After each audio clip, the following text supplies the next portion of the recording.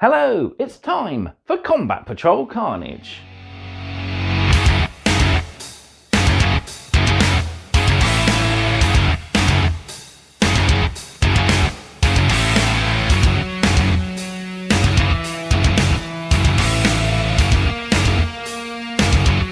We're back with issue 10, and today we are learning about the Ecclesiarchy, more commonly known as the Church of the Imperium. We also start taking a look at the different Space Marine doctrines with the Devastator Doctrine. Plus we have our naming ceremony for our Librarian, so I have issues 3 and 4 out, ready to access the Space Marine tables within those issues. Before we hit the table and do some reading, don't forget to of course like the video, drop me a comment down below and subscribe to the channel if you haven't done so already. We are nearing the end of the year target of 750 subscribers. So any additional subscribers is a big thank you, and I'm going to try and figure out something special to do for that. Don't forget, finally, Combat Patrol Carnage is proudly sponsored by Warbay.shop, your one-stop supply for all your hobby needs. They stock new and used armies, painting supplies and gaming aids such as dice and tokens. They also have a wealthy backstock of various different partworks magazines, including the brand new Combat Patrol. So check them out, there'll be a link in the video description for them, warbay.shop, and who knows, you might find your new hobby project for a bit of a discount. Right, let's head to the table and we'll do some much needed reading.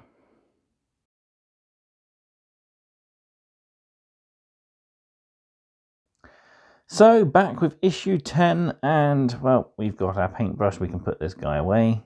I think he's been well worked and used. And there's our Terminator Librarian. So we'll keep him nearby because we'll be needing him next video for our game. And we're going to also need him for his naming ceremony in this issue. I'm going to do the rolls on camera, but I've already kind of picked out a nice name for him. So we'll do the rolls and we'll also see exactly the name I've chosen specifically for him. It's going to be very suitable. So I'll adjust the camera and we'll dive in, and we've got 2 pages of lore to read before we can name our Librarian. So, too far. Got our paint guide there, build guide, and here we are, our first page of lore. So, the Ecclesiarchy, or Ecclesiarchy, depending on how badly I'd have pronounced it if I was a newbie. But yeah, the Ecclesiarchy, the Church of the Imperium.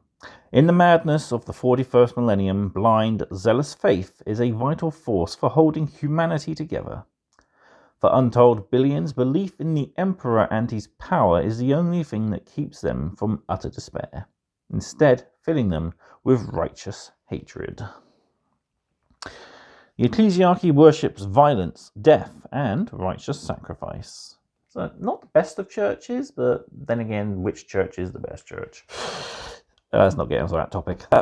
Moving on. While the Imperium relies on military might and brutal repression to keep its population in line, it is faith in the Emperor that truly drives the majority of Imperial citizens.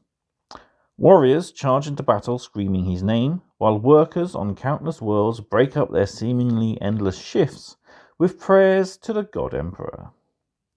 Indeed, the divine power of the Emperor can even manifest itself in miracles to protect the faithful or imbue their weapons with mysterious power. All mortal life is folly that does not feed the spirit.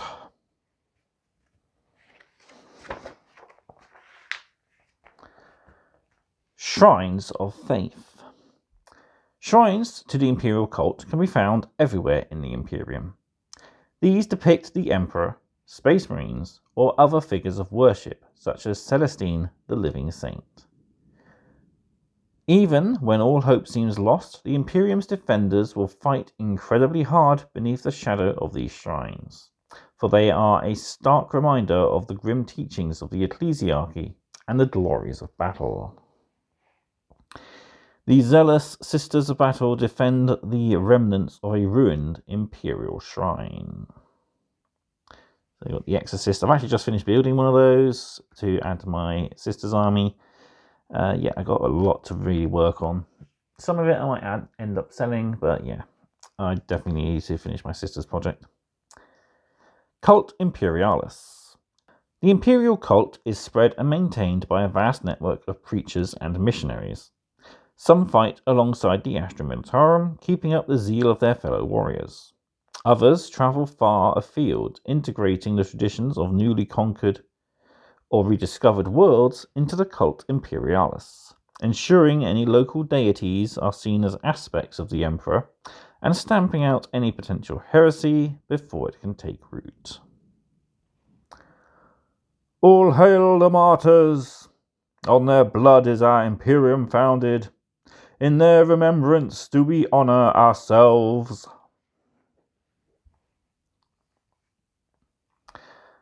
Moving on, we have a new page all about the Space Marines, and it's focusing on their heavy support elements.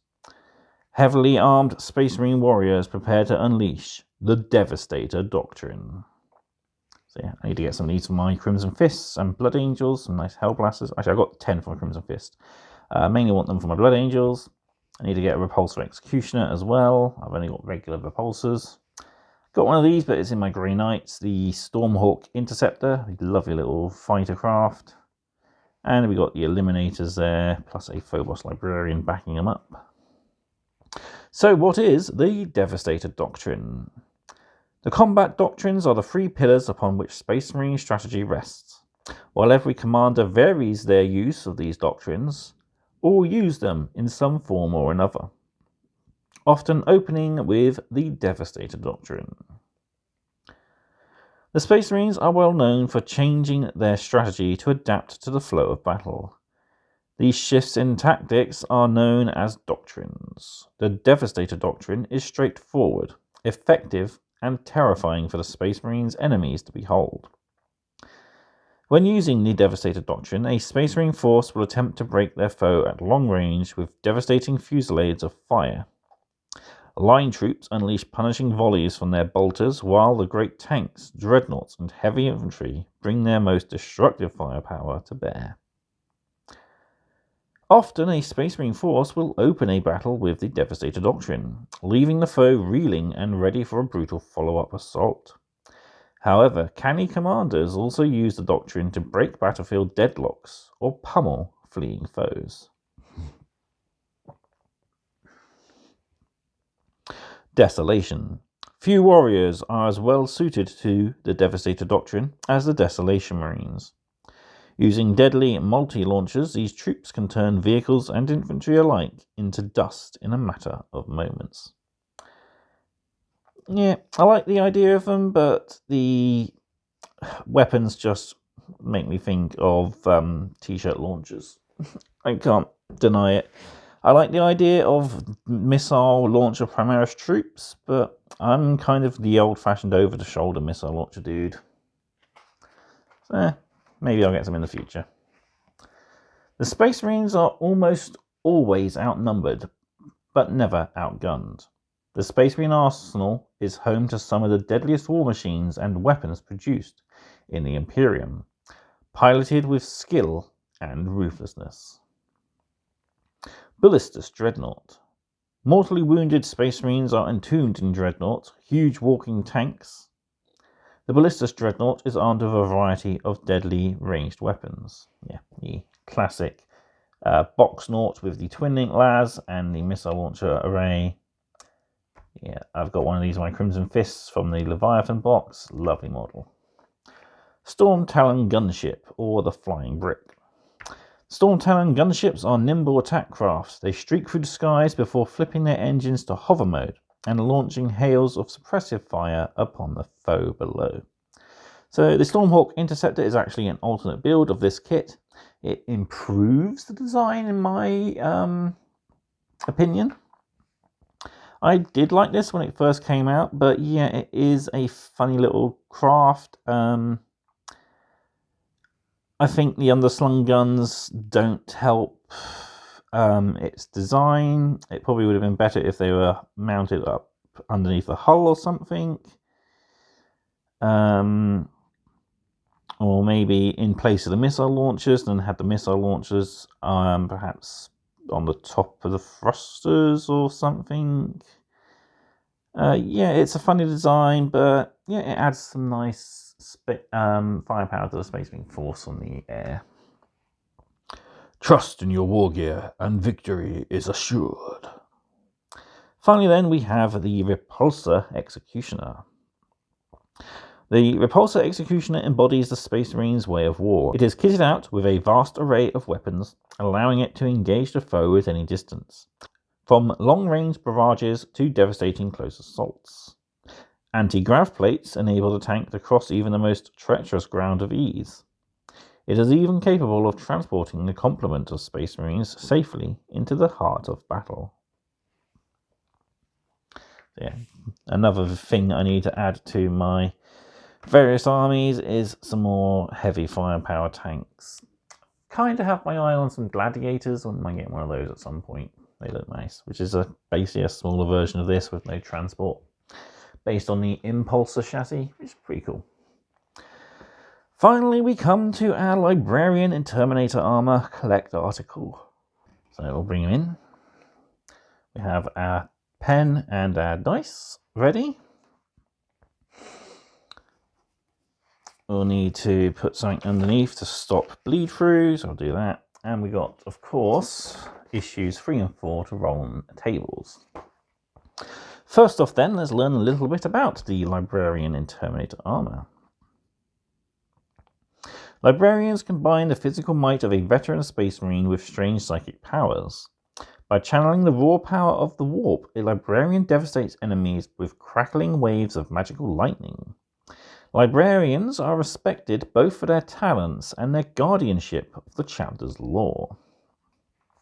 So we've got a table here to roll on his background, but first we need to name him. So we'll bring in issue 3. And we want our Space Marines unit names page. So let's see what the Fated Dice has. A 2 for the row and a 4 for the column. Tiberius. So nice name, but that is fairly close to Chief Librarian Tigurius. It's nice, but yeah. The name I quite like was Aetius, which I rolled in a practice roll off camera. So I think I'm going to go with that. So this is Librarian Aetius.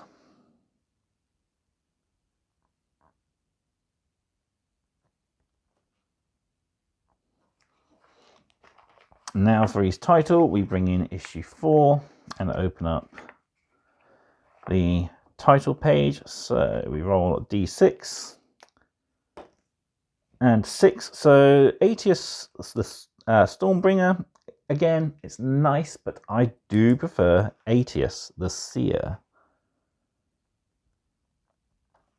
So yeah, this shows you that you can choose your own name. You don't have to always roll off a table like I have been done previously. So yeah, naming a Librarian using tables in A, Space Marines 1, either by rolling or picking the name you like best and record the results below. So there we have Aetius the Seer, and let's roll on his background. We get 2. So this Librarian has memorized his chapter's entire history, and he is a living repository of vital tactical advice who often counsels generals. So yeah, very fitting.